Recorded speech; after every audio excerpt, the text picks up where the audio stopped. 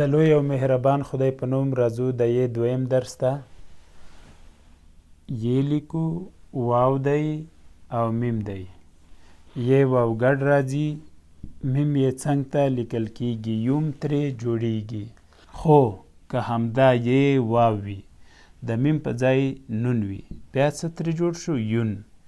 یون چې حرکت ته وایي. که یې واو واو الف لام او یې وي، بیا هم یې واو ګډ لیکل کیږي، بل واو الف ورسره راځي، لام او یې څنګ ته راځي، یووالی ترې جوړیږي. که تی وي، ری وي، یې او خې وي،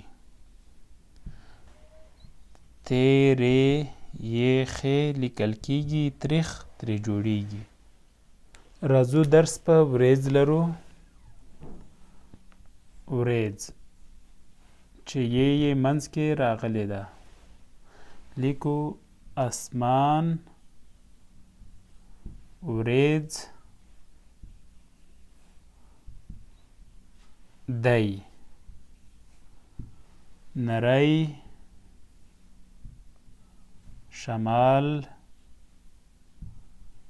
هم لګیږي.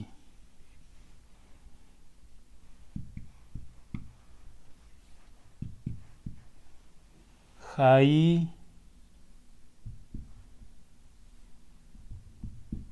باران وشي.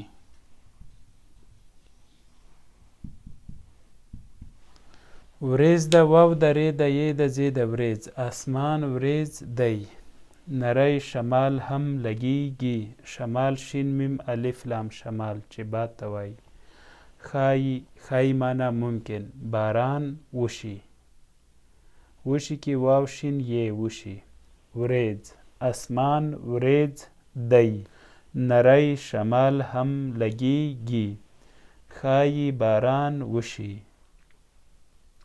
ګورئ دا بېټکو یې ده، دی دی او لګیږي کې بیا ټکي لري یې، دا یې بیا لاندې باندې ټکي لري چې دا د یې خپل ډولونه دي. او په همدې هکله که غواړئ چې یې څو ډوله ده، نو د پښتو فیسبوک پاڼې د ګرامر برخې او د پښتو یوټیوب چینل هم د ګرامر برخه کې د یې په 5 ډولونو بحث شوی، همغه ویډیو در سره کتلی شئ. د تورو تمرین ته راځو. یې لیکو، واو لیکو، هې لیکو. یې واو ګډ لیکل کیږي، هې څنګ ته راځي، یوه ترې جوړیږي. یې لیکو، الف لیکو، غین او یې لیکو. یې الف ګډ لیکل کیږي، غین او یې څنګ ته راځي، یاغي ترې جوړیږي. که دلته د یې په ځای بې وي، الف وي، غین وي او یې وي، بیا څه ترې جوړیږي؟ باغي.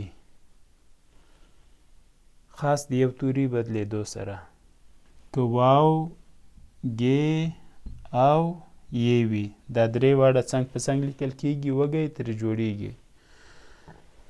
هیله ده دا توري مو یو ځای او کلمې مو ترې جوړې وي. که نه پوهیږئ چې سمې که ناسمې دي، یوه داسې راځي،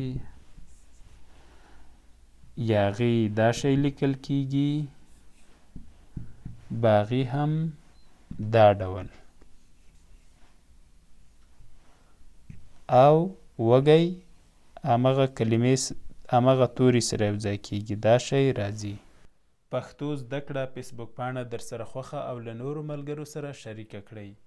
پښتو لرنینګ یوټیوب چینل هم در سره زنګوله یا سبسکرایب او د نورو ملګرو سره شریک کړئ. الله مو مل شه.